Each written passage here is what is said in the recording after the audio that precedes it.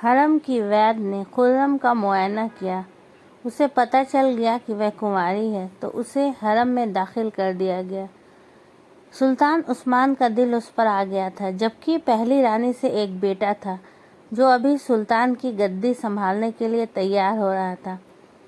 سلطان نے خرم سے نکاح کر لیا۔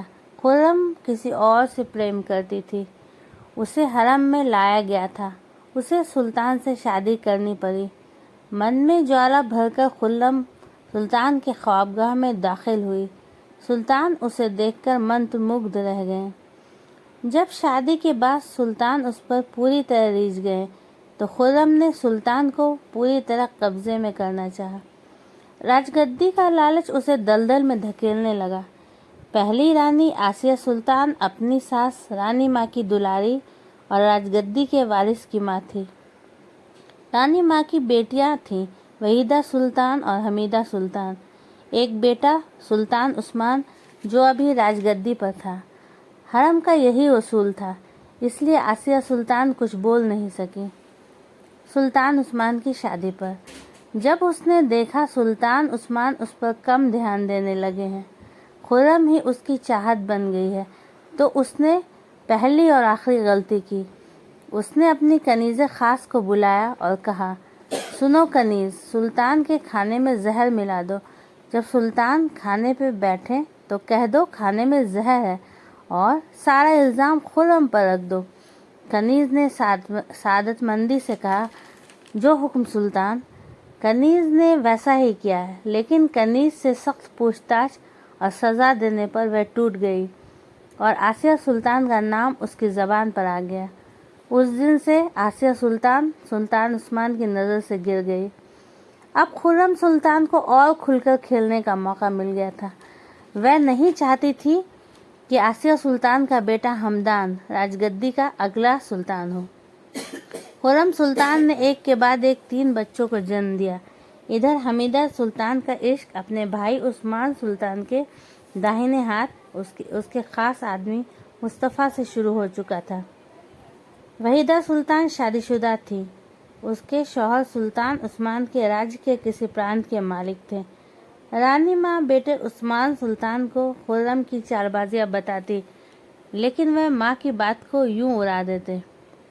خرم نے مصطفیٰ کو قابو میں کرنا چاہا تاکہ ہمدان کی تربیت جو وہ کر رہا تھا نہیں کرے۔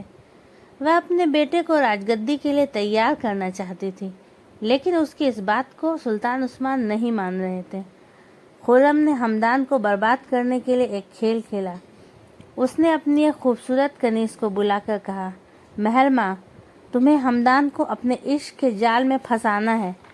اگر تم ایسا کر لو گی تو میں تمہیں ہمدان کے حرم میں داخل کروا دوں گی، تمہیں اس کی رانی بنا دوں گی۔ مہرماں نے ہمدان کو اپنے عشق میں پھنسا لیا۔ خرم نے مہرماں کو ہمدان کے حرم میں داخل کروا دیا۔ ایک دن مہرماں نے اچانک آ کر خرم سے کہا، خرم سلطان، میں ہمدان سلطان کے بچے کی ماں بننے والی ہوں۔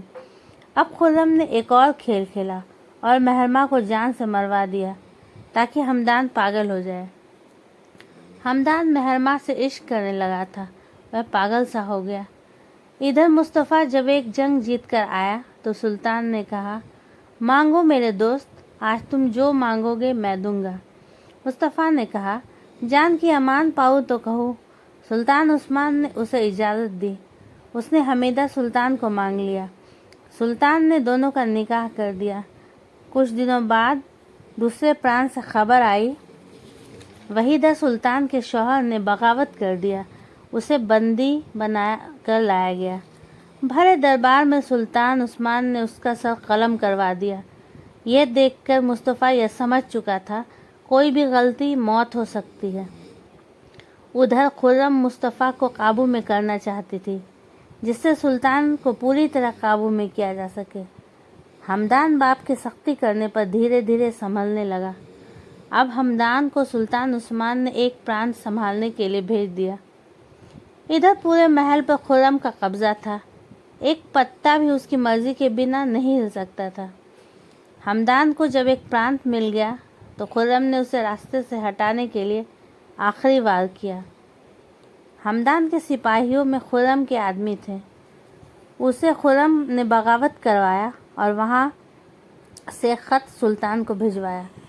خط جب پڑھا گیا تو لکھا تھا، سلطان ہمدان، سلطان نے آپ کے خلاف بغاوت کر دی ہے۔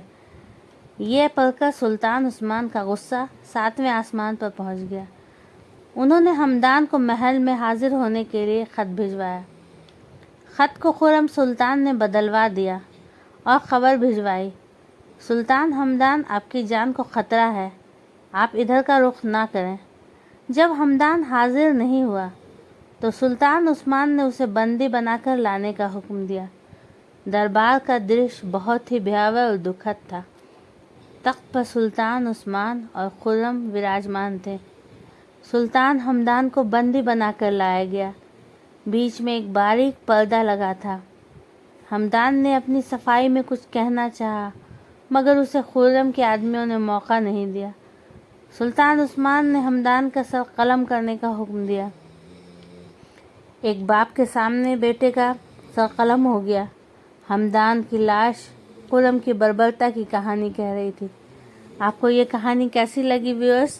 اگر اچھی لگی تو کمنٹ میں ضرور بتائیے گا، اور میرے چینل کو اسی طرح کی اور کہانی کے لیے سبسکرائب کیجیے گا۔ میرے ویڈیوز کو لائک شیئر کرنا مت بھولیے گا۔